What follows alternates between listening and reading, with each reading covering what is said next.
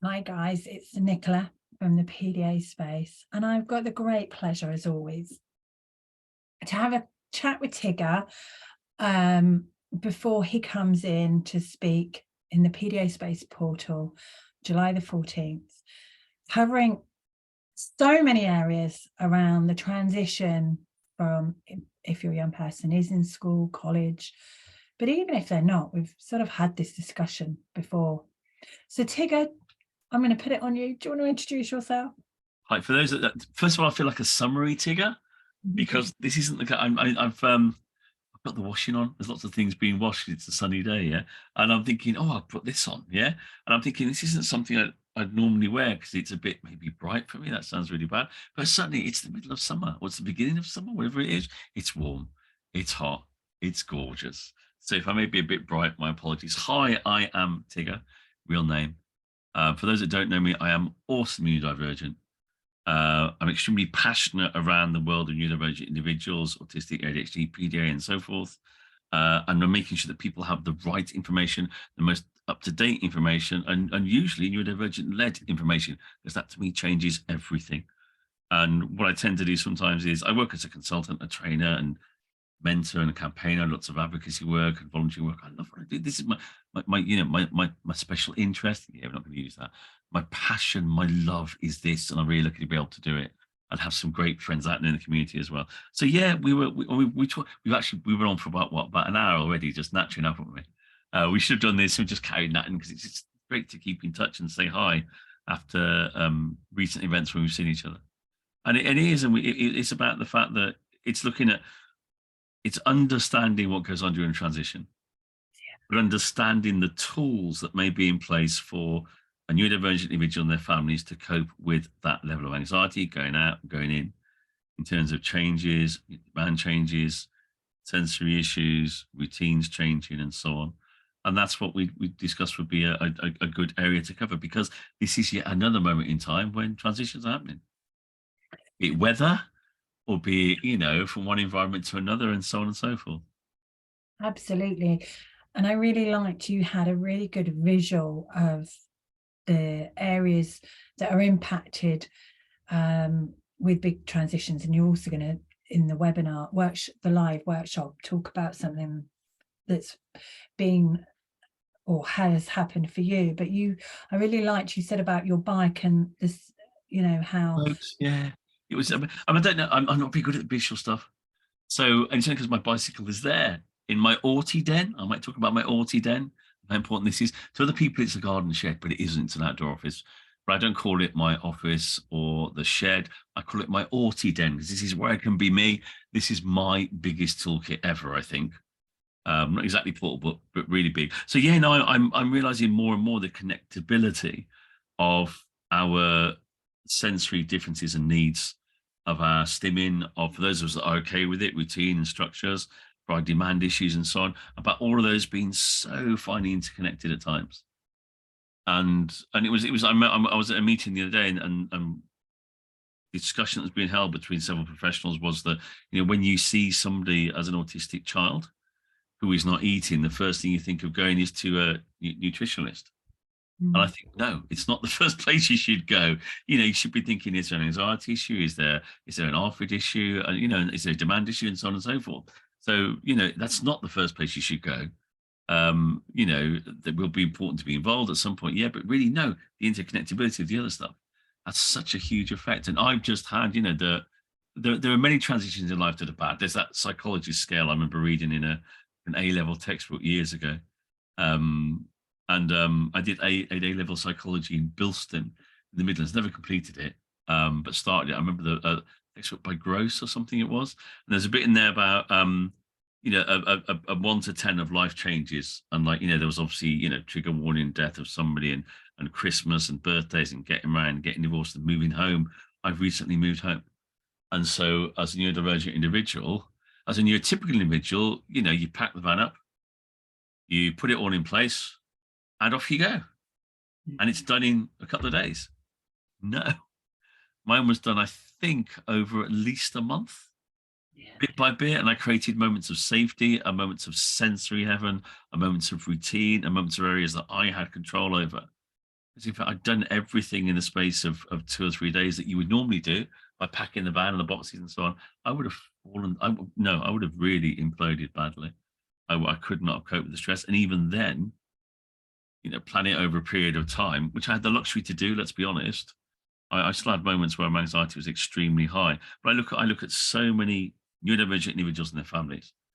I know I keep going back to it. There's not enough information. It's neurodivergent led, that comes from experience. It's all neurotypical based. No disrespect. There are some great professionals, individuals out there, and more, which is heaven. Hence my talk at the PDA Summit earlier on this year. And it is that bit about if only the difference I see, the right information that helps a family move towards that understanding of autistic, neurodivergent self, PDL self, ADHD self, whichever ones you wish to use, that neurodivergent self is so important in creating an environment that is just neuroaffirming, positive, embracing, whole terms to use. It's just, you've got to. And the difference it makes in self-worth and stress and anxiety is ginormous. So those are the kind of things that are going through my head an awful lot at the moment around transitions and changes.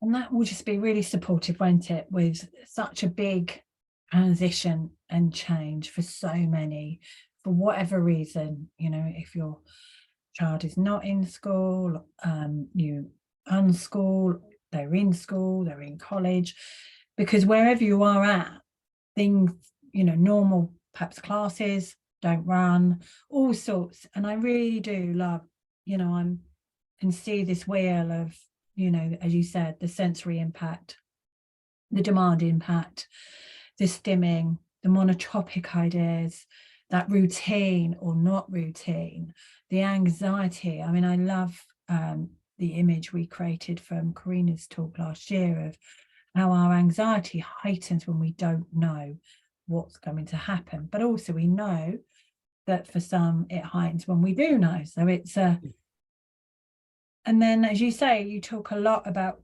toolkits. You've got your ball, I've got my little magic, and whatever it may be, and that flexibility of what may change. So I'm really looking forward to you coming in, because I always learn so much, and I love the fact that you share your experiences. I think it gives parents that inside view.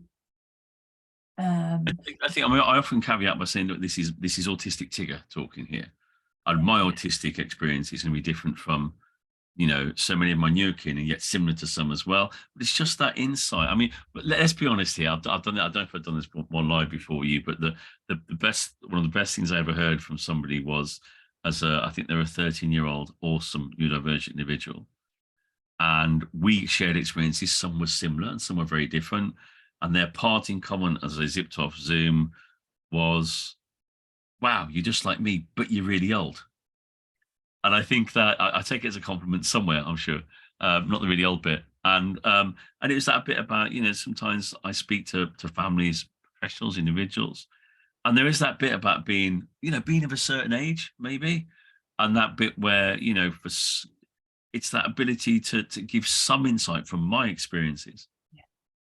From my autistic identity, from my autistic world, so to speak, which is similar and different to so many of my newer kin, about what it's like when a cupboard door bangs, when changes happen, when transitions happens, that makes some people stop and go, do you know what? Maybe that's what's happening with, he, she, or they. Maybe this is what's going on. And they go, well, there's an old bald guy there who has similarities to our 7-year-old son. He, she, or they, yeah. And it is like, wow, okay. And I get that a lot. And sometimes I speak to people and I think that there's a lot to be said for being an older individual.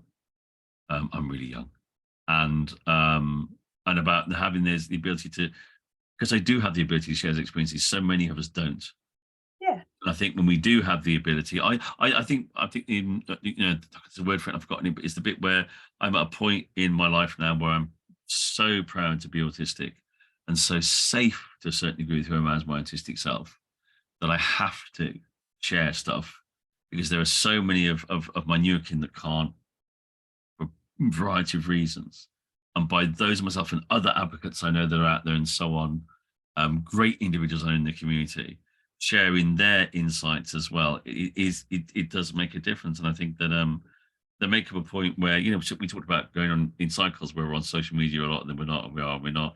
It maybe there comes a point where we go, I can't do this anymore. I mean, the one thing I'm hunting for now at this moment in time is a really loud and out there "I am autistic" t-shirt or sweat top. And finding something I like is actually turning out to be very difficult. But I want something that I can wear down the high street and just and yeah, there's a lady in, I think she's in Australia or America, might be Canada, forgive me, but she literally stood outside a shopping mall or something, the placard that said, "I'm autistic, ask me a question." And I thought, God, I've got to do that, because I thought A, she was incredibly brave, but B, it's breaking down their stereotypes. And again, breaking down their stereotypes means that we get up-to-date information. People get led to awesome areas of resource and so on, because there isn't, you know, there's just not enough out there, and we need, you know, the environments that you have and others have in order to make sure parents, individuals, and families get up-to-date information. And I keep going on about it, but I see the difference it makes. I said, you know, one family contact me, their child had been diagnosed 7 years ago, and no professional in the area they live had said to them, "Here's a parent carers group, here's a good book to read, here's a good website, here's something neuroaffirmative," and so on as well. Nothing for 7 years. And that's devastating. And I'd love it. Professionals would go, "Here's a PDA space, here's a PDA summit, here's this, that, and the other, you know, here's that awesome book we were talking about," and so on, because that changes the narrative. And to me, it's all linked in with, yeah, that book, that's what I was on about. Yeah. It is lush, right? Because my enthusiasm there, the voice went up. And again, you know, I see such a difference when people understand. I mean, the other thing, you know, I think we're going a bit longer than we expected, but that's me, isn't it? So I'll talk forever. The other thing I find really interesting at the moment is actually saying you get handed a diagnosis of he, she, or they, right? Why can't we, as neurodivergent individuals, whatever age, and the families around us, why can't we write our own from a neuro-affirming viewpoint? Absolutely. And that I'm doing with families at the moment. And I'm saying, okay, you've got that document there that's from a clinician, which is good and needed. But why don't you write yours own and write down what the stims are, and, you know, the routines and structures needed, what demands it. As I'm writing our document, so to speak, that is led by people that really know what it means to be neurodivergent and the people around them. That I'm finding really powerful at the moment. So you see, so when somebody transitions to school, you've got, yeah, here's the document from those that diagnosed a person, not fond of terminology, and here's ours from people that and the individual, so the people that know the person best, family, mom, dad, etc., and so on, and you know, the person themselves. And I'm finding that duality is really, really important, and it will help, does help with then families, individuals. You know, it's like putting in black and white. Oh, these are my stims. These are my routines. These are the big demands I can't stand. These are the small demands I don't like.